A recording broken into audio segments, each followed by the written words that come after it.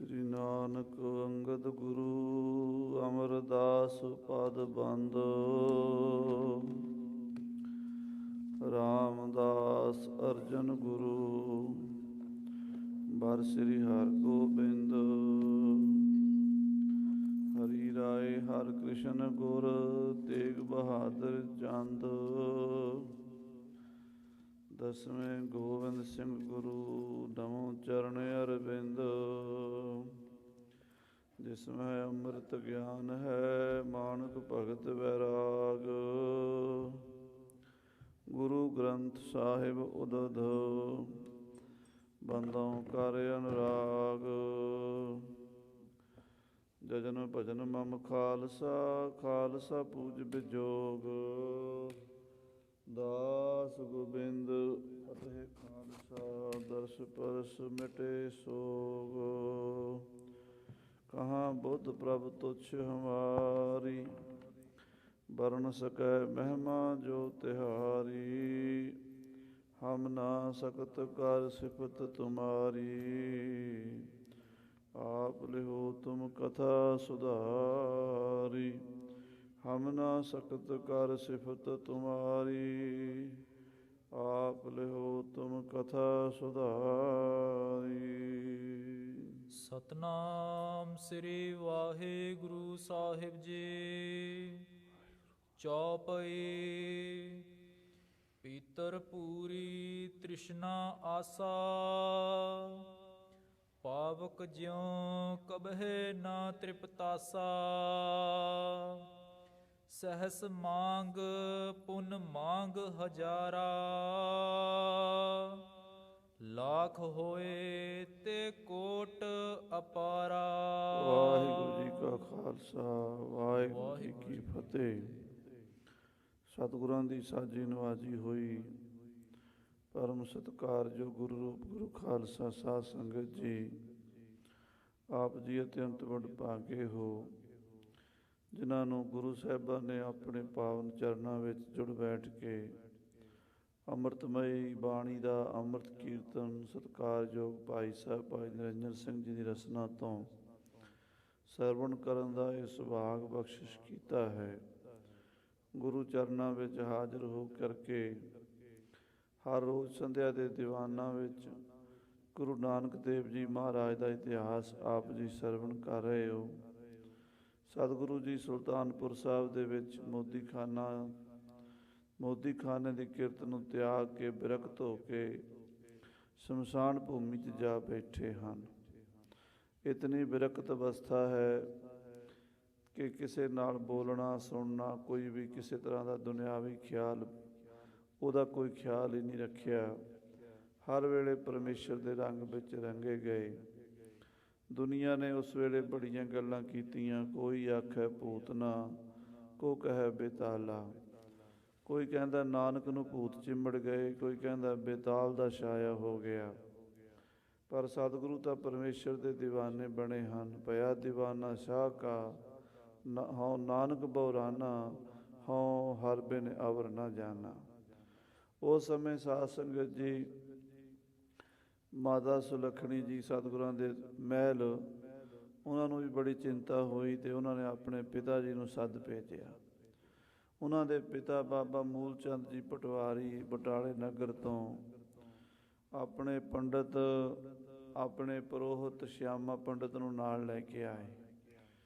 ਸ਼ਿਆਮੇ ਪੰਡਿਤ ਨੇ ਆ ਕੇ ਗੁਰੂ ਨਾਨਕ ਸਾਹਿਬ ਨੂੰ ਸਮਝਾਉਣ ਦੀ ਕੋਸ਼ਿਸ਼ ਕੀਤੀ ਹੈ ਕਿ ਬੇਟਾ ਤੁਹਾਡੀ ਅਜੇ ਉਮਰ ਘਰ-ਬਾਰ ਛੱਡਣ ਦੀ ਨਹੀਂ ਹੈ।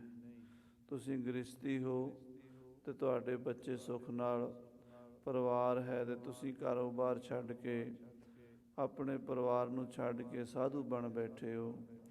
ਜਦੋਂ ਇਸ ਤਰ੍ਹਾਂ ਦੀਆਂ ਉਹਨੇ ਗੱਲਾਂ ਕੀਤੀਆਂ ਅਤੇ ਮਹਾਰਾਜ ਸੱਚੇ ਪਾਤਸ਼ਾਹ ਜੀ ਨੇ ਉਸ ਵੇਲੇ ਜੋ ਉਪਦੇਸ਼ ਦਿੱਤਾ, ਸੁਆਮੀ ਪੰਡਤਾ ਤੁਮ ਦੇਹੋ ਮਤੀ ਕਿਨ ਵਿਦ ਪਾਵੋ ਪ੍ਰਾਣਪਤੀ। ਮਹਾਰਾਜ ਕਹਿੰਦੇ ਪੰਡਤ ਸ਼ਿਆਮ ਜੀ ਇਹ ਦੱਸੋ ਪਰਮੇਸ਼ਰ ਦੀ ਪ੍ਰਾਪਤੀ ਕਿਵੇਂ ਹੋਵੇਗੀ, ਕਿਉਂਕਿ ਰਾਜਾ ਬਾਲਕ ਨਗਰੀ ਕਾਚੀ। ਰਾਜਾ ਨਿਆਣਾ ਹੈ, ਨਗਰੀ ਕੱਚੀ ਹੈ।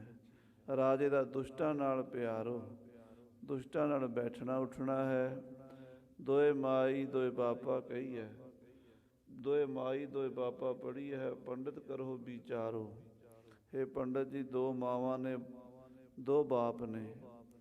ਹੁਣ ਇਹਦਾ ਬੜਾ ਸੂਖਮ ਜਿਹਾ ਅਰਥ ਹੈ ਸਾਧ ਸੰਗਤ ਜੀ। ਰਾਜਾ ਬਾਲਕ ਮਨ ਰੂਪੀ ਰਾਜਾ ਹੈ, ਨਿਆਣਾ ਹੈ, ਬੇਸਮਝ ਹੈ, ਤੇ ਨਗਰੀ ਕੱਚੀ ਹੈ। ਨਗਰੀ ਕਿਹੜੀ ਹੈ? ਇਹ ਜਿਹੜੀ ਦੇਹ ਹੈ ਪੰਜਾਂ ਤੱਤਾਂ ਦੀ ਬਣੀ ਹੋਈ। ਤੇ ਇਸ ਰਾਜੇ ਦਾ ਦੁਸ਼ਟਾਂ ਨਾਲ ਪ੍ਰੇਮ ਹੈ, ਕਾਮ ਕ੍ਰੋਧ ਲੋਭ ਮੋਹ ਹੰਕਾਰ ਨਾਲ ਇਹਦੀ ਸੰਗਤ ਹੈ। ਦੋ ਮਾਵਾਂ ਕਿਹੜੀਆਂ ਨੇ? ਅਵਿਦਿਆ ਤੇ ਮਾਇਆ। ਮਾਇਆ ਈਸ਼ਵਰ ਦੀ ਉਪਾਧੀ ਹੈ, ਅਵਿਦਿਆ ਜੀਵ ਦੀ ਉਪਾਧੀ ਹੈ। ਦੋਏ ਬਾਪਾ ਈਸ਼ਵਰ ਤੇ ਜੀਵ ਦੋ ਬਾਪ ਹਨ ਇਸ ਮਨ ਦੇ, ਜਿਨ੍ਹਾਂ ਤੋਂ ਇਹਦਾ ਜਨਮ ਹੋਇਆ ਹੈ। ਬਸ ਇਸ ਚੱਕਰ ਵਿੱਚ ਪਿਆ ਹੋਇਆ, ਇਹ ਆਪਣੇ ਪ੍ਰੀਤਮ ਪ੍ਰਮਾਤਮਾ ਨੂੰ ਨਹੀਂ ਪਾ ਰਿਹਾ।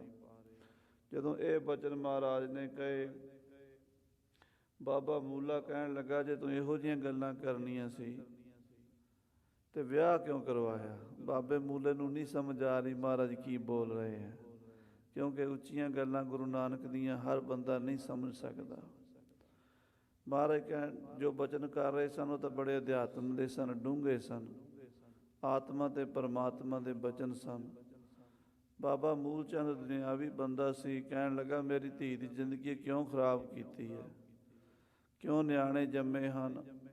ਹੁਣ ਉਹ ਕੀ ਖਾਣਗੇ, ਕਿਵੇਂ ਰਹਿਣਗੇ? ਜਦੋਂ ਇਸ ਤਰ੍ਹਾਂ ਦੇ ਬਚਨ ਕੀਤੇ ਤੇ ਉਸ ਵੇਲੇ ਮਹਾਰਾਜ ਜੀ ਨੇ ਫਿਰ ਅਗਲੇ ਬਚਨ ਇਸੇ ਸ਼ਬਦ ਦਾ ਅਗਲਾ ਪਦਾ ਉਚਾਰਨ ਕੀਤਾ ਹੈ। ਪੀਤਰ ਅਗਨ ਬਨਾਸਪਤ ਮੌਲੀ, ਸਾਗਰ ਪੰਡੈ ਪਾਇਆ। ਚੰਦ ਸੂਰਜ ਦੋਏ ਘਰ ਹੀ ਪੀਤਰ, ਐਸਾ ਗਿਆਨ ਨਾ ਪਾਇਆ। ਮਹਾਰਾਜ ਕਹਿੰਦੇ ਇਸ ਜੀਵ ਦੇ ਅੰਦਰ ਅੱਗ ਤ੍ਰਿਸ਼ਨਾ ਤੇ ਆਸਾ ਮਨਸਾ ਦੀ ਲੱਗੀ ਹੋਈ ਹੈ। ਉਹਦੇ ਅਰਥ ਕਵੀਰਾਜ ਭਾਈ ਸੰਤੋਖ ਸਿੰਘ ਜੀ ਨੇ ਕੀਤੇ, ਆਓ ਸਰਵਣ ਕਰੀਏ। ਮਨ ਬਿਰਤੀਆਂ ਜੋੜ ਕੇ ਆਖੋ, ਸਤਨਾਮ ਸ੍ਰੀ ਵਾਹਿਗੁਰੂ ਸਾਹਿਬ ਜੀ, ਸਤਨਾਮ ਸ੍ਰੀ ਵਾਹਿਗੁਰੂ ਸਾਹਿਬ ਜੀ। ਚੌਪਈ ਪੀਤਰ ਪੂਰੀ ਤ੍ਰਿਸ਼ਨਾ ਆਸਾ। ਮਹਾਰਾਜ ਕਹਿੰਦੇ ਜਿਹੜੀ ਜੀਵ ਦੇ ਅੰਦਰ ਅੱਗ ਲੱਗੀ ਹੋਈ ਹੈ, ਇਹਦੀ ਨਗਰੀ ਨੂੰ ਸਾੜ ਰਹੀ ਹੈ। ਉਹ ਕਿਹੜੀ ਅੱਗ ਹੈ? ਤ੍ਰਿਸ਼ਨਾ ਤੇ ਆਸਾ ਦੀ ਅੱਗ ਹੈ।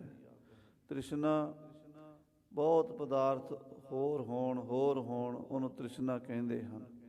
ਆਸਾ ਕਿਸੇ ਵਸਤੂ ਅਪ੍ਰਾਪਤ ਵਸਤੂ ਦੇ ਮਿਲਣ ਦੀ ਆਸਾ ਹੁੰਦੀ ਹੈ। ਉਹ ਪਦਾਰਥ ਹੋਰ ਜ਼ਿਆਦਾ ਮਿਲੇ, ਇਹ ਤ੍ਰਿਸ਼ਨਾ ਹੁੰਦੀ ਹੈ। ਆਸਾ ਦਾ ਮਤਲਬ ਜਿਹੜੀ ਚੀਜ਼ ਨਹੀਂ ਮਿਲੀ, ਅਜੇ ਤੱਕ ਨਹੀਂ ਵੇਖੀ, ਉਹ ਚਾਹੀਦੀ ਹੈ, ਮੇਰੇ ਕੋਲ ਹੋਣੀ ਚਾਹੀਦੀ ਹੈ, ਉਹ ਚੀਜ਼ ਮੇਰੇ ਕੋਲ ਜ਼ਰੂਰ ਹੋਣੀ ਚਾਹੀਦੀ ਹੈ। ਇਸ ਤਰ੍ਹਾਂ ਦੀ ਬਾਸ਼ਨਾ ਨੂੰ ਆਸਾ ਕਹਿੰਦੇ ਹਨ। ਜਦੋਂ ਉਹ ਚੀਜ਼ ਮਿਲ ਜਾਵੇ, ਕਹਿੰਦੇ ਹੋਰ ਹੋਣੀ ਚਾਹੀਦੀ ਹੈ, ਇਹਦੇ ਨਾਲੋਂ ਵੀ ਵਧੀਆ ਚਾਹੀਦੀ ਹੈ, ਇਹਦੇ ਨਾਲੋਂ ਮਹਿੰਗੀ ਚਾਹੀਦੀ, ਉਹਨੂੰ ਤ੍ਰਿਸ਼ਨਾ ਕਹਿੰਦੇ ਆ। ਇਹ ਆਸਾ ਤੇ ਤ੍ਰਿਸ਼ਨਾ ਦੀ ਅੱਗ ਜੀਵ ਦੇ ਅੰਦਰ ਲੱਗੀ ਹੋਈ ਹੈ। ਪਾਵਕ ਜਿਉ ਕਬਹਿ ਨਾ ਤ੍ਰਿਪਤਾਸਾ। ਜਿਵੇਂ ਅੱਗ ਨੂੰ ਸਾਧ ਸੰਗਤ ਜੀ ਜਿੰਨੀਆਂ ਲੱਕੜਾਂ ਪਾਓ ਹੋਰ ਬਲਦੀ ਹੈ। ਅੱਗ ਕਦੀ ਵੀ ਲੱਕੜਾਂ ਦੇ ਨਾਲ, ਤੇਲ ਦੇ ਨਾਲ, ਥੰਦੇ ਦੇ ਨਾਲ ਬੁਝਦੀ ਨਹੀਂ, ਬਲਕਿ ਜਿੰਨੀਆਂ ਲੱਕੜਾਂ ਪਾਈ ਜਾਓ ਉਹ ਖਾਈ ਜਾਂਦੀ ਹੈ, ਹੋਰ ਬਲੀ ਜਾਂਦੀ ਹੈ। ਅੱਗ ਦੀ ਤਰ੍ਹਾਂ ਸਾਡੀ ਆਸਾ ਵੀ ਪੂਰੀ ਨਹੀਂ ਹੁੰਦੀ, ਸਾਡੀ ਤ੍ਰਿਸ਼ਨਾ ਵੀ ਪੂਰੀ ਨਹੀਂ ਹੁੰਦੀ। ਸਹਸ ਮੰਗ ਪੁੰਨ ਮੰਗ ਹਜ਼ਾਰਾ।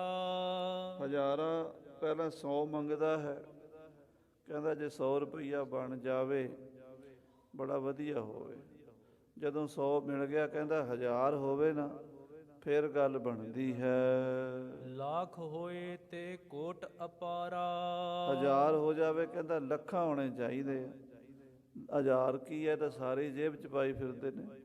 ਲੱਖ ਹੋਵੇ ਤਾਂ ਆਨੰਦ ਆਉਂਦਾ, ਫਿਰ ਲੱਖਪਤੀ ਬਣ ਜਾਂਦਾ। ਜਦੋਂ ਕਹਿੰਦਾ ਲੱਖਾਂ 'ਚ ਕੁਛ ਨਹੀਂ ਹੈ, ਜੇ ਕਰੋੜ ਹੋਵੇ ਤਾਂ ਗੱਲ ਬਣਦੀ ਹੈ। ਅਰਬ ਖਰਬ ਸੋ ਤ੍ਰਿਪਤੈ ਨਾਹੀ। ਕਰੋੜਾਪਤੀ ਬਣ ਕੇ ਕਹਿੰਦਾ ਮੈਂ ਅਰਬਪਤੀ ਨਹੀਂ ਬਣਿਆ ਅਜੇ ਤੱਕ। ਮੇਰੇ ਕੋਲ ਕਰੋੜ ਹੈ ਤੇ ਮੇਰੇ ਗੁਆਂਢੀ ਕੋਲ ਅਰਬ ਹੈ। ਜਿਸ ਦਿਨ ਮੇਰੇ ਕੋਲ ਵੀ ਅਰਬ ਹੋਵੇਗਾ ਉਸ ਦਿਨ ਗੱਲ ਬਣੇਗੀ। ਅਰਬ ਪ੍ਰਾਪਤ ਕਰਕੇ ਅਰਬਪਤੀ ਬਣ ਜਾਂਦਾ ਹੈ। ਪਰ ਕਹਿੰਦਾ ਅਜੇ ਵੀ ਗੱਲ ਬਣੀ ਨਹੀਂ। ਮੇਰੇ ਗੁਆਂਢੀਆਂ ਕੋਲ ਕਰੋੜਾਂ ਰੁਪਈਆ, ਅਰਬਾਂ ਰੁਪਈਆ, ਖਰਬਾਂ ਰੁਪਈਆ ਹੋਰ ਹੈ, ਮੇਰੇ ਕੋਲ ਵੀ ਖਰਬਾਂ ਹੀ ਚਾਹੀਦਾ ਹੈ। ਇਸ ਤਰ੍ਹਾਂ ਫਿਰ ਇਹਦੀ ਤ੍ਰਿਸ਼ਨਾ ਉਤ ਤੇ ਉਤ ਤਾਕੈ, ਉਤ ਤੇ ਉਤ ਪੇਖੈ, ਆਵੈ ਲੋਭੀ ਫੇਰ। ਮਹਾਰਾਜ ਕਹਿੰਦੇ ਇੱਕ ਪਾਸੇ ਤੱਕਦਾ ਹੈ, ਹਜ਼ਾਰਾਂ ਦਾ ਫਾਇਦਾ ਉਹ ਪ੍ਰਾਪਤ ਕਰ ਲੈਂਦਾ, ਫਿਰ ਲੱਖਾਂ ਦਾ, ਫਿਰ ਕਰੋੜਾਂ ਦਾ। ਇਸ ਬੰਦੇ ਦੀ ਆਸਾ ਤ੍ਰਿਸ਼ਨਾ ਪੂਰੀ ਕਦੀ ਵੀ ਨਹੀਂ ਹੁੰਦੀ। ਕਰ ਵਿਚਾਰ ਦੇਖੋ ਮਨ ਮਾਹੀ, ਆਪਣੇ ਮਨ ਦੇ ਵਿੱਚ ਵਿਚਾਰ ਕਰਕੇ ਦੇਖੋ ਭਲੀ ਪ੍ਰਕਾਰ। ਜਹ ਆਗੇ ਹਵੈ ਰਚਕ ਮੇਰੂ।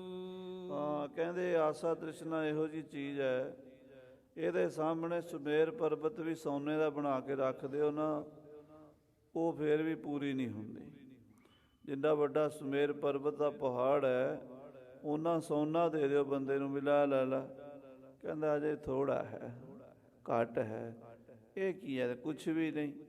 ਇੱਦਾਂ ਇਹੋ ਜਿਹੀ ਆਸਾ ਤ੍ਰਿਸ਼ਨਾ ਹੈ ਜਿਹਦੇ ਸਾਹਮਣੇ ਅਰਬਾਂ ਖਰਬਾਂ ਰੁਪਈਆ ਵੀ ਚਵਾਨੀ ਵਰਗਾ ਲੱਗਦਾ ਹੈ। ਹਾਂਜੀ। ਉਦਰ ਆਕਾਸ਼ ਸਰਸ ਸਰਸੇਰੂ। ਹਾਂ, ਇਹਦਾ ਪੇਟ ਜਿਹੜਾ ਹੈ ਨਾ ਆਸਾ ਤ੍ਰਿਸ਼ਨਾ ਦਾ, ਆਕਾਸ਼ ਦੀ ਤਰ੍ਹਾਂ ਹੈ। ਜਿਵੇਂ ਆਕਾਸ਼ ਵਿੱਚ ਬੜਾ ਕੁਝ ਹੈ, ਪਰ ਆਕਾਸ਼ ਫਿਰ ਖਾਲੀ ਦਾ ਖਾਲੀ ਹੈ।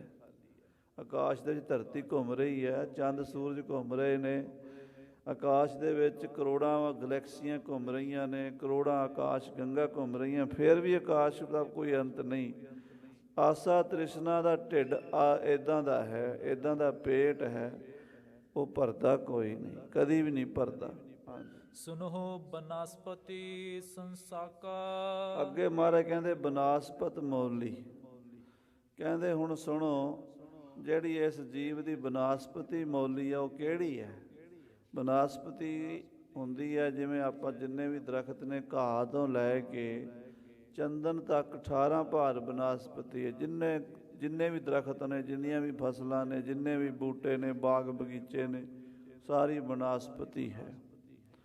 ਔਰ ਸਾਧ ਸੰਗਤ ਜੀ, ਸਾਡੀ ਵੀ ਬਨਸਪਤੀ ਹੈ। ਜਿਵੇਂ ਬਨਸਪਤੀ ਦੀਆਂ ਟਾਹਣੀਆਂ ਲਗਰਾਂ ਨਿਕਲਦੀਆਂ ਨੇ ਨਾ, ਇੱਕ ਟਾਹਣੀ 'ਚੋਂ ਦੂਜੀ ਟਾਹਣੀ, ਤੀਜੀ ਟਾਹਣੀ, ਗਾਂਹ ਦੀ ਗਾਂਹ ਟਾਹਣੀਆਂ ਨਿਕਲੀਆਂ ਆਉਂਦੀਆਂ ਨੇ। ਇੱਕ ਬੀਜ ਵਿੱਚੋਂ ਦਰਖਤ, ਤੇ ਦਰਖਤ ਵਿੱਚੋਂ ਫਿਰ ਕਿੰਨੇ ਹੀ ਬੀਜ, ਤੇ ਉਹਨਾਂ ਬੀਜਾਂ ਵਿੱਚੋਂ ਹੋਰ ਕਿੰਨੇ ਹੀ ਦਰਖਤ ਨਿਕਲ ਆਉਂਦੇ ਨੇ। ਇੱਦਾਂ ਮਹਾਰਾਜ ਕਹਿੰਦੇ ਇਸ ਜੀਵ ਦੀਆਂ ਵੀ ਟਾਹਣੀਆਂ ਨਿਕਲੀਆਂ ਹੋਈਆਂ ਨੇ। ਉਹ ਕਿਹੜੀਆਂ ਨੇ? ਦੱਸਦੇ ਹਨ।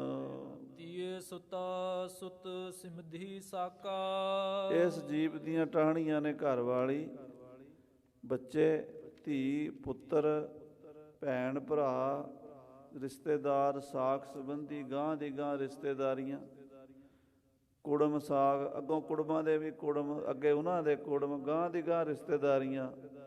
ਕਹਿੰਦੇ ਜਿੰਨੇ ਵੀ ਸੰਬੰਧੀ ਹਨ, ਜਿਉ ਤਨ ਬਿਰਧ ਹੋਏ ਤਿਨ ਬਾਦਾ। ਜਿਵੇਂ ਜਿਵੇਂ ਬੰਦੇ ਦਾ ਸਰੀਰ ਬੁੱਢਾ ਹੁੰਦਾ ਹੈ, ਉਹਦੇ 'ਚ ਵਾਧਾ ਹੁੰਦਾ ਹੈ, ਉਹਨਾਂ 'ਚ ਜੀਵ ਬੰਨ੍ਹਿਆ ਜਾਂਦਾ ਹੈ। ਜਦੋਂ ਬੱਚਾ ਜਨਮ ਲੈਂਦਾ ਹੈ, ਉਦੋਂ ਵੀ ਰਿਸ਼ਤੇਦਾਰ ਤਾਂ ਹੁੰਦੇ ਨੇ, ਪਰ ਘੱਟ ਹੁੰਦੇ ਨੇ। ਮਾਂ ਬਾਪ, ਦਾਦਾ ਦਾਦੀ, ਭੂਆ ਫੁੱਫੜ, ਅਤੇ ਚਾਚਾ ਚਾਚੇ, ਤਾਈ ਤਾਏ, ਇਹ ਜਿਹੜੇ ਨੇ ਇਹ ਦਾਦਕੇ ਪਰਿਵਾਰ 'ਚ ਹੁੰਦੇ ਨੇ। ਨਾਨਕਾ ਪਰਿਵਾਰ ਹੁੰਦਾ, ਮਾਂ ਹੁੰਦੀ ਹੈ, ਮਾਸੀਆਂ ਹੁੰਦੀਆਂ ਨੇ, ਮਾਮੇ ਹੁੰਦੇ ਨੇ, ਨਾਨਾ ਨਾਨੀ ਹੁੰਦੇ ਹੈ, ਮਾਸੜ ਹੁੰਦੇ, ਉਹ ਨਾਨਕੇ ਪਰਿਵਾਰ ਦੇ ਜੀਅ ਹੁੰਦੇ। ਜਦੋਂ ਜਵਾਨ ਹੁੰਦਾ, ਫਿਰ ਵਿਆਹ ਹੁੰਦਾ, ਸਹੁਰੇ ਪਰਿਵਾਰ ਨਾਲ ਸੰਬੰਧ ਬਣ ਜਾਂਦਾ। ਸਹੁਰਾ ਸੱਸ ਵਖਾਣੀਆਂ, ਸਾਲੀ ਅਤੇ ਸਾਲਾ, ਉੱਥੇ ਫਿਰ ਸਾਂਢੂ, ਸਾਲੀ, ਸਾਲਾ, ਸਰਿਆਜ, ਸਹੁਰਾ, ਸੱਸ, ਇੱਦਾਂ ਦੇ ਰਿਸ਼ਤੇਦਾਰ ਨਵੇਂ ਜੁੜ ਜਾਂਦੇ ਨੇ। ਜਦੋਂ ਬੱਚੇ ਜਵਾਨ ਹੋ ਜਾਂਦੇ ਨੇ, ਫਿਰ ਵਿਆਹੇ ਜਾਂਦੇ, ਫਿਰ ਉਹਨਾਂ ਦੇ ਕੁੜਮਾਂ ਦੇ ਨਾਲ ਰਿਸ਼ਤੇਦਾਰੀ ਬਣ ਜਾਂਦੀ ਹੈ। ਜਿਉਂ-ਜਿਉਂ ਉਸ ਪੰਜਾਬੀ ਦੀ ਕਹਾਵਤ ਹੈ, ਜਿੰਨੇ ਕੱਪੜੇ ਓਨਾ ਪਾਲਾ, ਜਿੰਨੇ ਸਾਕ ਓਨਾ ਮੁਕਾਲਾ। ਜਿੰਨੇ ਰਿਸ਼ਤੇਦਾਰ ਹੋਣਗੇ, ਓਨਾ ਹੀ ਉਹਨਾਂ ਦੇ ਵਿਆਹਾਂ ਸ਼ਾਦੀਆਂ 'ਚ, ਖੁਸ਼ੀ ਗਮੀ 'ਚ, ਦੁੱਖ ਸੁੱਖ 'ਚ, ਜੰਮਣ ਮਰਨ 'ਚ ਜਾਣਾ ਪਏਗਾ, ਓਨੇ ਹੀ ਬੰਧਨ ਪੈਣਗੇ। ਮਹਾਰਾਜ ਕਹਿੰਦੇ ਜਿਉਂ-ਜਿਉਂ ਵੱਡਾ ਹੁੰਦਾ, ਜਿਉਂ ਤਨ ਬਿਰਧ ਹੋਏ ਤਨ ਬਾਧਾ, ਉਹਨਾਂ ਦੇ ਬੰਧਨ 'ਚ ਇਹ ਜੀਵ ਬੰਨ੍ਹਿਆ ਜਾਂਦਾ ਹੈ। ਨਿਸਬਾਸੁਰ ਜਿਨ ਮਹਿ ਮਨ ਫਾਦਾ। ਜਿਨ੍ਹਾਂ ਰਿਸ਼ਤੇਦਾਰਾਂ ਦੇ, ਧੀਆਂ ਪੁੱਤਰਾਂ ਦੇ, ਮੋਹ ਵਿੱਚ ਜੀਵ ਦਾ ਮਨ ਬੰਨਿਆ ਫੱਦਿਆ ਰਹਿੰਦਾ, ਫਸਿਆ ਰਹਿੰਦਾ। ਉਹਨਾਂ ਦੇ ਮੋਹ ਵਿੱਚ ਪਿਆ ਹੋਇਆ ਇਸ ਦੁਨੀਆ ਤੋਂ ਜਦੋਂ ਜਾਂਦਾ ਹੈ, ਫਿਰ ਮੁੜ ਕੇ ਉਹਨਾਂ ਦੇ ਲੇਖੇ ਜੋਖੇ ਦੇਣ ਲਈ ਦੁਬਾਰਾ ਆਉਣਾ ਪੈਂਦਾ। ਆਖੋ ਸ੍ਰੀ ਵਾਹਿਗੁਰੂ। ਸਾਧ ਸੰਗਤ, ਜਿਨ੍ਹਾਂ ਜਿਨ੍ਹਾਂ ਚੀਜ਼ਾਂ 'ਚ ਸਾਡੇ ਮਨ ਦਾ ਖਿਆਲ ਹੈ, ਅੰਤ ਵੇਲੇ ਉਹ ਚੀਜ਼ਾਂ ਯਾਦ ਆ ਜਾਣੀਆਂ। ਜਦੋਂ ਉਹ ਚੀਜ਼ਾਂ ਚੇਤੇ ਆਉਣੀਆਂ ਨੇ, ਤੇ ਜਿਹੜੀ ਵੀ ਚੀਜ਼ ਉਸ ਵੇਲੇ ਯਾਦ ਆ ਗਈ, ਉਸੇ ਪਾਸੇ ਸੁਤਾ ਨੇ ਸਾਡੇ ਜਨਮ, ਅਗਲਾ ਜਨਮ ਉੱਥੇ ਜਾ ਕੇ ਹੋ ਜਾਣਾ ਹੈ। ਅੰਤ ਕਾਲ ਜੇ ਲక్ష్ਮੀ ਸਿਮਰੈ, ਐਸੀ ਚਿੰਤਾ ਮੈਂ ਜੇ ਮਰੈ। ਸਰਪ ਜੋਨ ਬਲ ਬਲ ਅਵਤਰੈ। ਪੈਸਾ ਜੋੜ ਕੇ ਰੱਖਿਆ ਸੀ, ਮੌਤ ਆ ਗਈ, ਹਾਏ ਇੰਨੇ ਪੈਸੇ ਛੱਡ ਕੇ ਚੱਲਿਆ। ਸੱਪ ਬਣ ਕੇ ਉਹਦੇ ਉੱਤੇ ਬਹਿ ਜਾਏਗਾ, ਉਹ ਖਜ਼ਾਨੇ ਦਾ ਮਾਲਕ ਬਣ ਕੇ ਬਹਿ ਜਾਏਗਾ, ਸੱਪ ਦੀ ਜੂਨੀ 'ਚ ਪੈ ਜਾਏਗਾ। ਬੱਚੇ ਸਨ 5-6 ਨਿਆਣੇ ਸਨ, ਬਹੁਤ ਪਿਆਰੇ ਸਨ, ਮੈਂ ਇਹਨਾਂ ਨੂੰ ਛੱਡ ਕੇ ਚੱਲਿਆ ਹਾਂ। ਮੇਰੇ ਬੱਚੇ ਸੂਕਰ ਜੋਨ ਬਲ ਬਲ ਉਤਰ, ਸੂਰ ਦੀ ਜੂਨ 'ਚ ਪੈ ਜਾਏਗਾ, ਸੂਰੀ ਬਣ ਜਾਏਗਾ। ਸੂਰੀ ਦੇ ਅੱਗੋਂ ਫਿਰ ਹਰ ਸੂਏ 12-12 ਬੱਚੇ ਹੁੰਦੇ ਹਨ। ਇਸ ਤਰ੍ਹਾਂ ਜਿੱਧਰ ਜਿੱਧਰ ਬਾਸ਼ਨਾ ਹੈ, ਉੱਧਰ ਉੱਧਰ ਜੀਵ ਜਾਂਦਾ ਹੈ। ਦੋਹਰਾ ਮੁਕਤੈ ਤਿਨ ਤੇ ਕਬ ਨਹੀਂ। ਕਦੀ ਇਹਨਾਂ ਤੋਂ ਮੁਕਤੀ ਨਹੀਂ ਮਿਲਦੀ ਇਹਨੂੰ, ਇਸ ਜੰਜਾਲਾਂ ਵਿੱਚੋਂ ਕਦੀ ਛੁਟਕਾਰਾ ਨਹੀਂ ਹੁੰਦਾ। ਰਾਤ ਨੂੰ ਸੁਪਨੇ ਵੀ ਰਿਸ਼ਤੇਦਾਰਾਂ ਦੇ ਹੀ ਆਉਂਦੇ ਆ, ਕਾਰੋਬਾਰਾਂ ਦੇ ਆਉਂਦੇ ਆ, ਉਹਨਾਂ ਵਿੱਚ ਹੀ ਫਸਿਆ ਰਹਿੰਦਾ ਹੈ। ਫਸਿਓ ਸੋ ਬੈਸ ਬਿਹਾਏ। ਇਸੇ ਤਰ੍ਹਾਂ ਫਸੇ ਦੀ ਉਮਰ ਬੀਤ ਜਾਂਦੀ ਹੈ, ਸਾਰਾ ਜੀਵਨ ਲੰਘ ਜਾਂਦਾ ਹੈ। ਸਾਗਰ ਪ੍ਰਾਤਮ ਪਿੰਡ ਮਹਿ। ਇਹ ਸਾਧ ਸੰਗਤ ਜੀ, ਮਹਾਰਾਜ ਕਹਿੰਦੇ ਸਾਗਰ ਪੰਡੈ ਪਾਇਆ। ਜੇਕਰ ਇਹ ਬਲਦੀ ਸੜਦੀ ਅੱਗ ਵਿੱਚੋਂ ਸਮੁੰਦਰ ਦੇ ਵਿੱਚ ਚਲਾ ਜਾਵੇ, ਸਮੁੰਦਰ 'ਚ ਜਾ ਕੇ ਠੰਡਾ ਹੋ ਜਾਵੇ। ਸਮੁੰਦਰ ਕਿਹੜਾ ਹੈ? ਸਮੁੰਦਰ ਹੈ ਪਰਮਾਤਮਾ। ਜੇ ਪਰਮਾਤਮਾ ਵਿੱਚ ਲੀਨ ਹੋ ਜਾਵੇ, ਪਰਮਾਤਮਾ ਜਿਹਦਾ ਧਿਆਨ ਲੱਗ ਜਾਵੇ, ਵਾਹਿਗੁਰੂ ਵਾਹਿਗੁਰੂ ਵਾਹਿਗੁਰੂ ਵਾਹਿਗੁਰੂ ਵਿੱਚ ਸਮਾ ਜਾਵੇ ਇਹਦੀ ਸੁਰਤੀ, ਫਿਰ ਇਹ ਤ੍ਰਿਸ਼ਨਾ ਆਸਾ ਦੀ ਅੱਗ ਵਿੱਚੋਂ ਨਿਕਲ ਸਕਦਾ। ਜਿਵੇਂ ਕੋਈ ਬੰਦਾ ਸੜ ਰਿਹਾ ਹੋਵੇ, ਅੱਗ ਲੱਗੀ ਹੋਵੇ, ਉਹ ਜਾ ਕੇ ਸਮੁੰਦਰ 'ਚ ਵੜ ਜਾਵੇ, ਉਹਦੀ ਅੱਗ ਬੁਝ ਜਾਏਗੀ। ਪਾਣੀ 'ਚ ਸ਼ਕਤੀ ਹੈ, ਅੱਗ ਨੂੰ ਬੁਝਾ ਦਿੰਦੇ।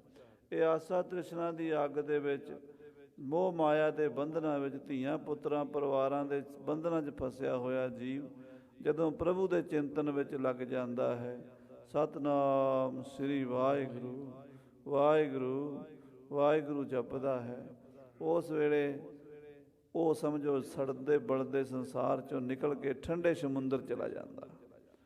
ਠੰਡੇ ਸਮੁੰਦਰ ਵਿੱਚ ਜਾ ਕੇ ਉਹਦੀ ਅੱਗ ਬੁਝ ਜਾਂਦੀ ਹੈ। ਹਾਂਜੀ, ਪਾਵਹਿ ਸੋ ਮੁਕਤਾਏ। ਜਿਹੜਾ ਉਸ ਪ੍ਰਮਾਤਮਾ ਰੂਪ ਸਮੁੰਦਰ ਵਿੱਚ ਲੀਨ ਹੋਵੇਗਾ, ਉਹ ਤ੍ਰਿਪਤ ਹੋਵੇਗਾ, ਮੁਕਤ ਹੋਵੇਗਾ।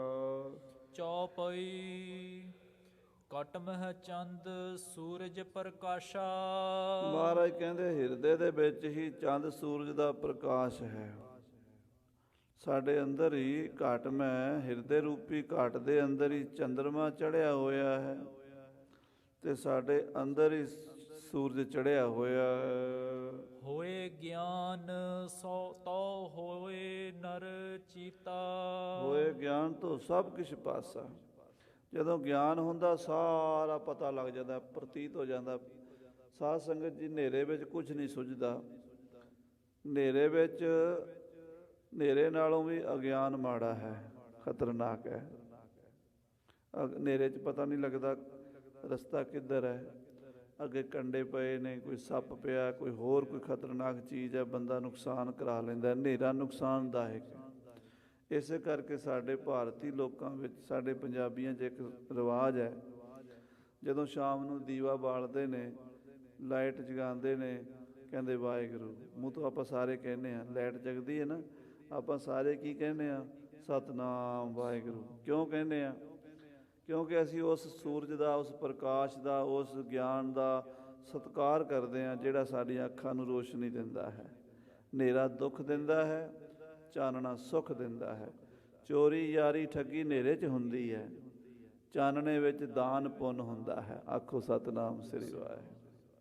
ਇਸੇ ਕਰਕੇ ਚੜ੍ਹਦੇ ਸੂਰਜ ਨੂੰ ਨਮਸਕਾਰ ਕਰਦੇ ਸੀ, ਵੀ ਸੂਰਜ ਸਾਨੂੰ ਰੋਸ਼ਨੀ ਦਿੰਦਾ, ਸਾਨੂੰ ਚਾਨਣਾ ਦਿੰਦਾ, ਸਾਨੂੰ ਐਨਰਜੀ ਦਿੰਦਾ। ਹਨੇਰਾ ਸਾਨੂੰ ਦੁੱਖ ਦਿੰਦਾ ਹੈ।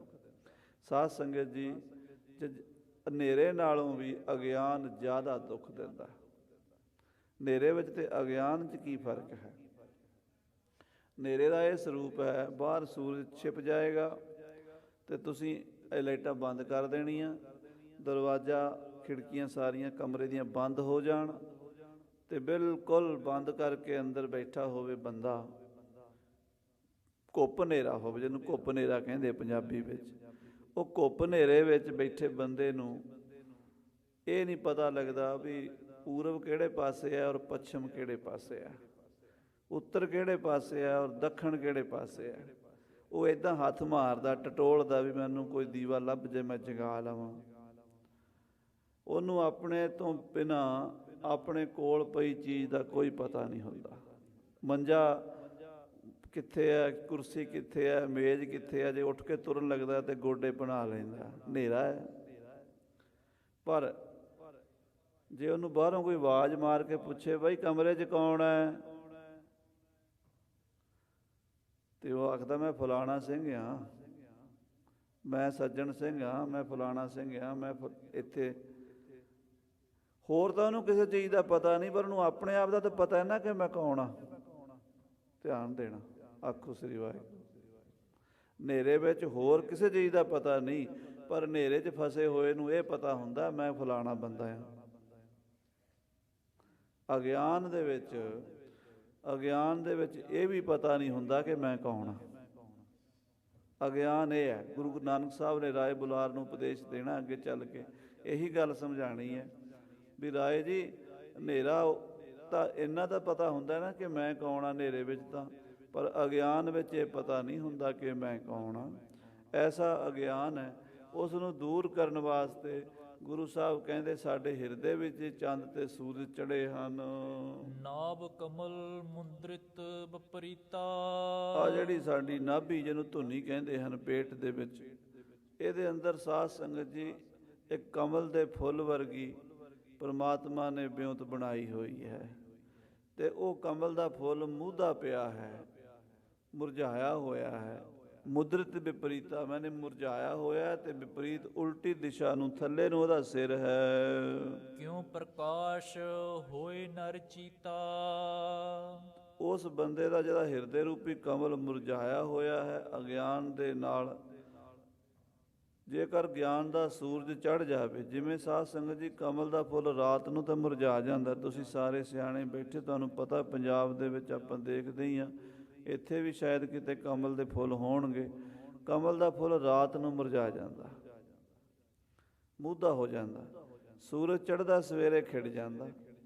ਇਸੇ ਤਰ੍ਹਾਂ ਸਾਡੇ ਅੰਦਰ ਜਿਹੜਾ ਕਮਲ ਹੈ, ਹਿਰਦੇ ਰੂਪੀ ਕਮਲ ਹੈ, ਨਾਭ ਕਮਲ ਹੈ, ਉਹ ਕਹਿੰਦੇ ਨੇ ਨਾਭ ਕਮਲ ਜਿੰਨਾ ਚਿਰ ਗਿਆਨ ਦਾ ਸੂਰਜ ਨਹੀਂ ਚੜ੍ਹਦਾ ਉਹਨਾਂ ਚਿਰ ਉਹ ਕਮਲ ਖਿੜਦਾ ਨਹੀਂ ਹੈ। ਸੁਧੇ ਤੇ ਬਿਗਸੈ ਪਰਗਾਸੂ। ਜਦੋਂ ਗਿਆਨ ਦਾ ਸੂਰਜ ਚੜ੍ਹ ਜਾਵੇ, ਕਮਲ ਰੂਪੀ ਉਹ ਹਿਰਦਾ ਖਿੜ ਜਾਵੇ, ਪ੍ਰਗਾਸ਼ ਹੀ ਪ੍ਰਗਾਸ਼ ਹੋ ਜਾਂਦਾ ਹੈ। ਹਵੈ ਤਬ ਗਿਆਨ ਅਗਿਆਨ ਬਿਨਾਸੂ। ਉਸ ਵੇਲੇ ਗਿਆਨ ਹੋ ਜਾਂਦਾ ਪਰਮਾਤਮਾ ਦਾ ਤੇ ਆਤਮਾ ਦਾ, ਅਗਿਆਨ ਸਾਰਾ ਦੂਰ ਹੋ ਜਾਂਦਾ ਹੈ। ਸੋ ਗਿਆਨ ਗੁਰ ਬਿਨ ਨਹਿ ਪਾਇਆ। ਉਹ ਗਿਆਨ ਗੁਰੂ ਤੋਂ ਬਿਨਾਂ ਨਹੀਂ ਪ੍ਰਾਪਤ ਹੁੰਦਾ। ਗਿਆਨ ਦਾ ਦਾਤਾ ਗੁਰੂ ਹੈ। ਗੁਰ ਬਿਨ ਘੋਰ ਅੰਧਾਰ, ਗੁਰੂ ਬਿਨ ਸਮਝ ਨਾ ਆਵੈ। ਗੁਰ ਬਿਨ ਸੁਰਤ ਨਾ ਸਿੱਧ, ਗੁਰੂ ਬਿਨ ਮੁਕਤ ਨਾ ਪਾਵੈ। ਜੇ 100 ਚੰਦਾ ਉਗਵਹਿ, ਸੂਰਜ ਚੜ੍ਹੈ ਹਜ਼ਾਰ। ਇਤੇ ਚਾਨਣ ਹੁੰਦਿਆ, ਗੁਰ ਬਿਨ ਘੋਰ ਅੰਧਾਰ। ਲੱਖਾਂ ਸੂਰਜ ਚੜ੍ਹ ਜਾਣ, ਲੱਖਾਂ ਚੰਦਰਮਾ ਚੜ੍ਹ ਜਾਣ, ਤਾਂ ਵੀ ਬੰਦੇ ਦੇ ਅੰਦਰ ਦਾ ਹਨੇਰਾ ਦੂਰ ਨਹੀਂ ਹੁੰਦਾ। ਤਮ ਅਗਿਆਨ ਹੈ ਅਨਕ ਦੁਰਾਇਆ। ਗੁਰੂ ਦੀ ਕਿਰਪਾ ਨਾਲ ਅੰਦਰ ਦਾ ਹਨੇਰਾ ਦੂਰ ਹੁੰਦਾ ਹੈ। ਇਸ ਅਗਿਆਨ ਦੇ ਹਨੇਰੇ ਨੇ, ਇਹਨੇ ਸਾਡੇ ਅੰਦਰ ਪਰਮਾਤਮਾ ਨੂੰ ਲੁਕਾਇਆ ਹੋਇਆ ਹੈ। ਪਰਮਾਤਮਾ ਅੰਦਰ ਹੀ ਹੈ। ਸਾਧ ਸੰਗਤ ਜੀ, ਪਰਮਾਤਮਾ ਨੂੰ ਕਈ ਲੋਕ ਸਮਝਦੇ ਆ ਵੀ ਬਾਹਰ ਉੱਪਰ 7ਵੇਂ ਅਸਮਾਨ 'ਤੇ ਰਹਿੰਦਾ ਹੈ। ਨਹੀਂ ਸਾਧ ਸੰਗਤ ਜੀ, ਪਰਮਾਤਮਾ ਸਾਡੇ ਸਾਰਿਆਂ ਦੇ ਸਰੀਰਾਂ ਦੇ, ਸਾਡੇ ਹਿਰਦਿਆਂ ਦੇ ਵਿੱਚ ਬੈਠਾ ਹੈ। ਆ ਜਿਹੜਾ ਬੋਲ ਰਿਹਾ ਹੈ, ਸੁਣ ਰਿਹਾ ਹੈ, ਦੇਖ ਰਿਹਾ ਹੈ, ਜਿਹਦੇ ਆਸਰੇ ਅਸੀਂ ਤੁਰਦੇ ਫਿਰਦੇ, ਸੋਚਦੇ ਸਮਝਦੇ ਹਾਂ, ਉਹਦੀ ਚੇਤਨਾ ਪਰਮਾਤਮਾ ਦੀ ਦਿੱਤੀ ਹੋਈ ਹੈ। ਜਦੋਂ ਉਹ ਚੇਤਨਾ ਨਿਕਲ ਜਾਂਦੀ ਹੈ, ਸਰੀਰ ਮਿੱਟੀ ਦੀ ਢੇਰੀ ਬਣ ਜਾਂਦਾ ਹੈ। ਅੱਖਾਂ ਦੇਖ ਨਹੀਂ ਸਕਦੀਆਂ, ਕੰਨ ਸੁਣ ਨਹੀਂ ਸਕਦੇ, ਸਾਰੀ ਉਸ ਪ੍ਰਭੂ ਦੀ ਚੇਤਨਾ ਦੇ ਸਦਕੇ ਹੀ ਹੈ। ਪਰ ਅਗਿਆਨ ਕਰਕੇ ਉਹ ਚੇਤਨਾ ਦੀ ਸਾਨੂੰ ਸਮਝ ਨਹੀਂ ਆਉਂਦੀ। ਅਸੀਂ ਸਮਝਦੇ ਹਾਂ ਅਸੀਂ ਹੋਰ ਹਾਂ ਤੇ ਪਰਮਾਤਮਾ ਕਿਤੇ ਹੋਰ ਦੂਰ ਰਹਿੰਦਾ ਹੈ। ਹਾਂਜੀ। ਸ਼੍ਰੀ ਨਾਨਕ ਮੁਖ ਤੁਸ਼ਨ ਕੀਨਾ। ਸ੍ਰੀ ਗੁਰੂ ਨਾਨਕ ਦੇਵ ਜੀ ਮਹਾਰਾਜ ਇਹ ਕਹਿ ਕੇ ਚੁੱਪ ਕਰ ਗਏ, ਗੁਪਤ ਹੋ ਗਏ। ਪੁੰਨ ਸ਼ਿਆਮਾ ਬੋਲਿਓ ਮਨ ਚੀਨਾ। ਉਹ ਸ਼ਿਆਮਾ ਪੰਡਤ ਬੜਾ ਵਿਦਵਾਨ ਸੀ, ਪੜ੍ਹਿਆ ਲਿਖਿਆ ਸੀਗਾ। ਉਹਨੂੰ ਗੁਰੂ ਨਾਨਕ ਸਾਹਿਬ ਜੀ ਦੇ ਬਚਨਾਂ ਦੀ ਅਜੇ ਪੂਰੀ ਸਮਝ ਨਹੀਂ ਆ ਰਹੀ, ਪਰ ਫਿਰ ਵੀ ਆਪਣੀ ਹਉਮੈ ਕਰਕੇ ਕੁਛ ਨਾ ਕੁਛ ਲੱਤ ਅੜਾਈ ਜਾਂਦਾ, ਕੁਝ ਨਾ ਕੁਝ ਸ਼ੰਕੇ ਕਰੀ ਜਾਂਦਾ। ਇਉਂ ਬੋਲਿਆ, ਰਾਮ ਸਿਮਰ ਕੀਜੈ ਨਿਜਕਾਰੀ। ਕਹਿਣ ਲੱਗਾ, ਬੇਟਾ ਨਾਨਕ ਤੁਸੀਂ ਠੀਕ ਗੱਲਾਂ ਕਰਦੇ ਹੋ, ਰੱਬ ਦੀਆਂ ਕਰਦੇ ਹੋ, ਤੇ ਕੰਮਕਾਰ ਕਰਦਿਆਂ ਵੀ ਤਾਂ ਰੱਬ ਦਾ ਨਾਮ ਲਿਆ ਜਾ ਸਕਦਾ ਹੈ। ਤੁਸੀਂ ਕਿਉਂ ਨਾ ਪਰਮਾਤਮਾ ਦਾ ਨਾਮ ਘਰ ਬਹਿ ਕੇ ਲੈ ਲਓ, ਨਾਲੇ ਆਪਣਾ ਕੰਮ ਕਰਿਆ ਕਰੋ, ਦੁਕਾਨ ਵੀ ਚਲਾਓ ਤੇ ਰਾਮ ਰਾਮ ਵੀ ਜਪੀ ਜਾਓ। ਬਨ ਪੁੰਨ ਸਦਨ ਰਾਮ ਲੈ ਸਾਰੀ। ਕਿਉਂਕਿ ਪਰਮਾਤਮਾ ਜੇ ਬਾਹਰ ਜੰਗਲ ਵਿੱਚ ਮਿਲਦਾ ਹੈ ਤੇ ਘਰ ਵਿੱਚ ਵੀ ਤਾਂ ਰਾਮ ਹੈ। ਐਸੀ ਕੋਈ ਥਾਂ ਨਹੀਂ ਜਿੱਥੇ ਰਾਮ ਨਾ ਹੋਵੇ। ਰਾਮ ਦਾ ਮਤਲਬ ਰਮਿਆ ਹੋਇਆ, ਜੋ ਸਾਰਿਆਂ ਵਿੱਚ ਰਮਿਆ ਹੋਇਆ, ਜੋ ਸਭ ਥਾਵਾਂ ਤੇ ਰਮਿਆ ਹੋਇਆ, ਉਹ ਰਾਮ ਹੈ। ਜਿਹੜਾ ਘਟ ਘਟ ਵਿੱਚ ਜਲ ਥਲ ਮਹੀਲ ਪੂਰਿਆ, ਸੁਆਮੀ ਸਿਰਜਣਹਾਰ। ਉਹ ਪਰਮਾਤਮਾ ਬਾਹਰ ਜੰਗਲ ਵਿੱਚ ਤਾਂ ਜੇ ਸਾਰ ਲੈਂਦਾ ਤੇ ਘਰ ਵਿੱਚ ਵੀ ਤਾਂ ਬੰਦੇ ਦੀ ਸਾਰ ਲੈਂਦਾ ਹੈ। ਦੋਹਰਾ ਰਾਮ ਰਵਿਓ ਜਲ ਥਲ ਵਿਖੈ। ਮਹਾਰਾਜ ਜੀ ਨੂੰ ਪੰਡਤ ਕਹਿੰਦਾ ਹੈ, ਸ਼ਿਆਮਾ ਪੰਡਤ, ਹੇ ਨਾਨਕ ਜੀ, ਰਾਮ ਸਾਰੀਆਂ ਥਾਵਾਂ ਤੇ ਜਲ ਥਲ ਵਿੱਚ ਰਮਿਆ ਹੋਇਆ ਹੈ। ਸੁਧ ਸਭ ਕੀ ਸੋ ਲੇਵ। ਉਹ ਰਾਮ ਸਾਰਿਆਂ ਦੀ ਸੁਧ ਲੈ ਰਿਹਾ ਹੈ। ਉਹ ਰਾਮ ਸਾਰਿਆਂ ਦੀ ਖਬਰ ਸਾਰ ਲੈ ਰਿਹਾ ਹੈ। ਜੇ ਰਾਮ ਬਾਹਰ ਜਾ ਕੇ ਜੰਗਲ ਵਿੱਚ ਲੱਭਣਾ ਹੈ, ਮੜੀਆਂ 'ਚ ਬਹਿ ਕੇ ਤੁਸੀਂ ਰਾਮ ਦੀ ਭਗਤੀ ਕਰਦੇ ਹੋ, ਘਰ ਵਿੱਚ ਕਰ ਲਓ। ਸੁਨ ਤੀਸਰ ਪਦ ਸ਼ਬਦ ਕੋ। ਇਹ ਸੁਣ ਕੇ ਗੁਰੂ ਨਾਨਕ ਦੇਵ ਜੀ ਇਸ ਪਦੇ ਸ਼ਬਦ ਦਾ ਤੀਸਰਾ ਪਦਾ ਉਚਾਰਨ ਕਰਦੇ ਹਨ।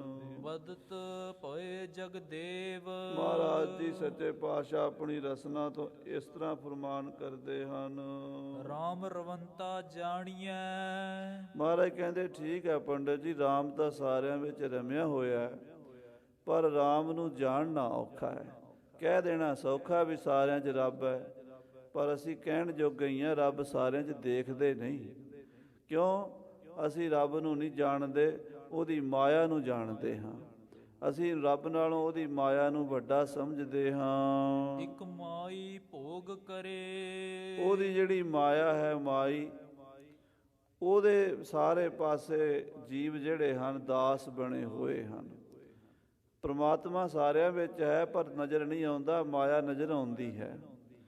ਸਾਰੇ ਮਾਇਆ ਦਾ ਹੀ ਪਦਾਰਥ ਭੋਗਦੇ ਹਨ। ਤਾਂ ਕਿ ਲਖਣ ਜਾਣੀਏ ਹੈ। ਮਹਾਰਾਜ ਕਹਿੰਦੇ ਉਹਦੇ ਲੱਛਣਾਂ ਨੂੰ ਤਾਂ ਸਮਝ ਸਕਦਾ ਹੈ ਜੀਵ। ਖਿਮਾ ਤਨ ਸੰਗ੍ਰਹਿ। ਜੇ ਖਿਮਾ ਆਦਿਕ ਸਤ ਸੰਤੋਖ ਦਇਆ ਧਰਮ ਸੱਚ ਸੋਚ ਸ਼ੁਭ ਗੁਣਾਂ ਨੂੰ, ਖਿਮਾ ਆਦਿਕ ਗੁਣਾਂ ਨੂੰ ਧਾਰਨ ਕਰੇ। ਚੌਪਈ।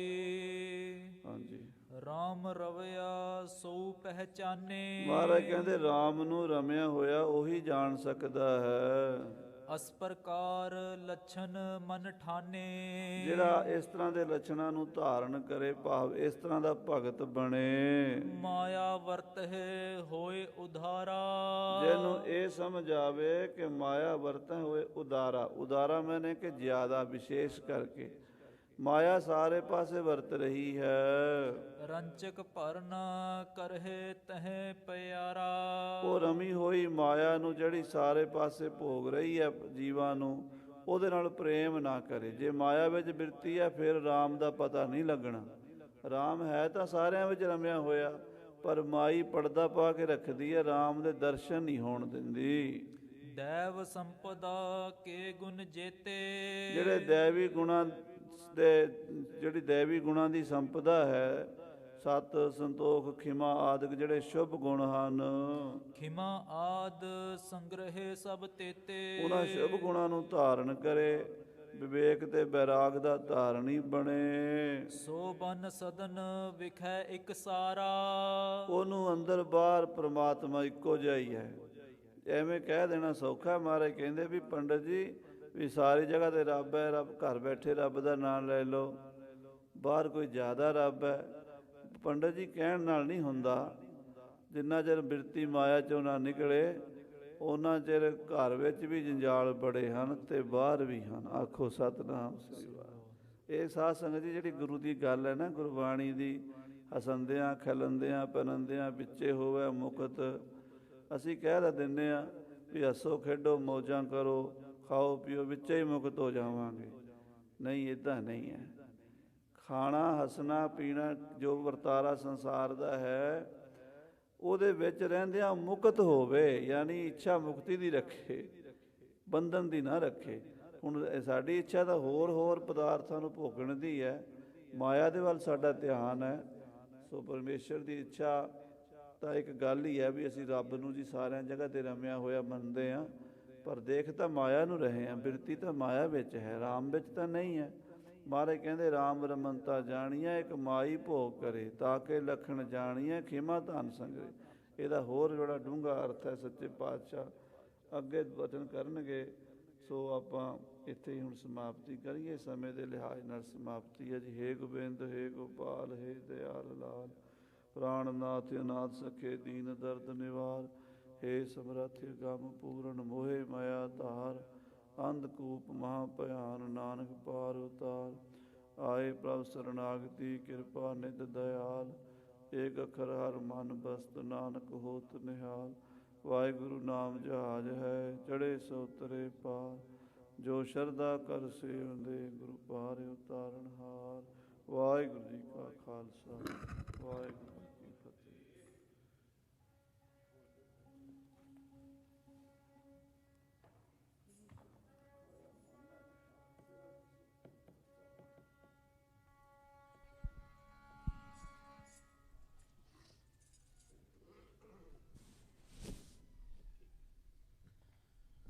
ਵਾਹਿਗੁਰੂ।